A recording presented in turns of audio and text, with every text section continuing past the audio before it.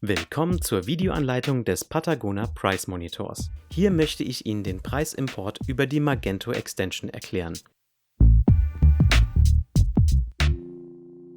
Als erstes wählen Sie aus, in welche Preisgruppe die Preise importiert werden sollen. Unter dem Reiter Price Selection können Sie einstellen, für welche Artikel die Preisempfehlungen übernommen werden sollen. In unserem vorherigen Video haben wir unter Product Selection definiert, dass die Artikel, die mit 1 und 2 versehen sind, übertragen werden sollen. Nun wollen wir unter Price Selection einstellen, dass lediglich die Preise der Artikel mit der 1 übernommen werden sollen.